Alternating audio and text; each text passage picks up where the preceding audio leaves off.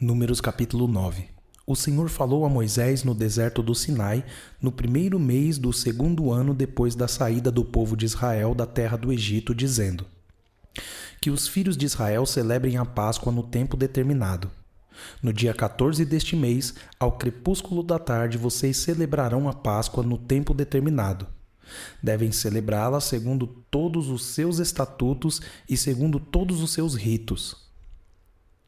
Portanto, Moisés disse aos filhos de Israel que celebrassem a Páscoa. Então celebraram a Páscoa no dia 14 do primeiro mês, ao crepúsculo da tarde, no deserto do Sinai. Segundo tudo o que o Senhor havia ordenado a Moisés, assim fizeram os filhos de Israel. Houve alguns que estavam impuros por terem tocado o cadáver de uma pessoa, de maneira que não puderam celebrar a Páscoa naquele dia. Por isso chegaram diante de Moisés e de Arão naquele mesmo dia e lhes disseram: Estamos impuros por termos tocado o cadáver de uma pessoa.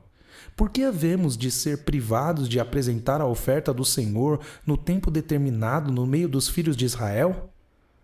Moisés lhes respondeu: Esperem e ouvirei o que o Senhor ordenará a vocês. Então o Senhor disse a Moisés: Fale aos filhos de Israel, dizendo: Quando algum de vocês ou dos seus descendentes se tornar impuro por causa de contato com um morto ou estiver em viagem longe de vocês, ainda assim celebrará a Páscoa ao Senhor.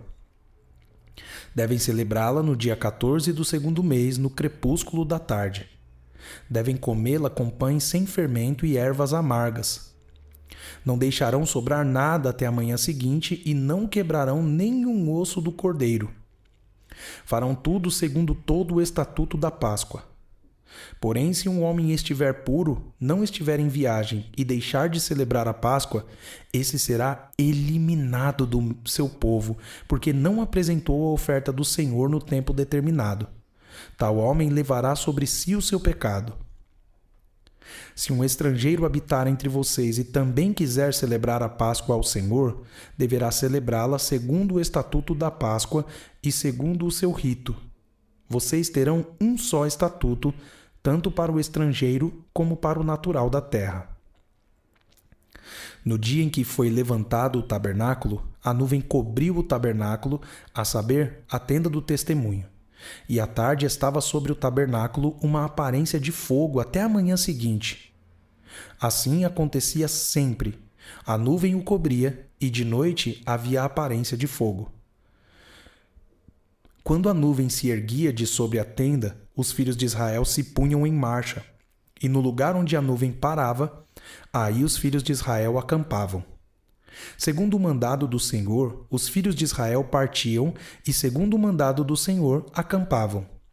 Por todo o tempo em que a nuvem pairava sobre o tabernáculo, permaneciam acampados. Quando a nuvem se detinha muitos dias sobre o tabernáculo, os filhos de Israel cumpriam a ordem do Senhor e não partiam. Às vezes, a nuvem ficava poucos dias sobre o tabernáculo. Então, segundo o mandado do Senhor, permaneciam e, segundo a ordem do Senhor, partiam.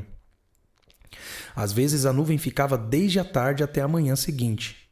Quando pela manhã a nuvem se erguia, punham-se em marcha, quer de dia, quer de noite, erguendo-se a nuvem, partiam.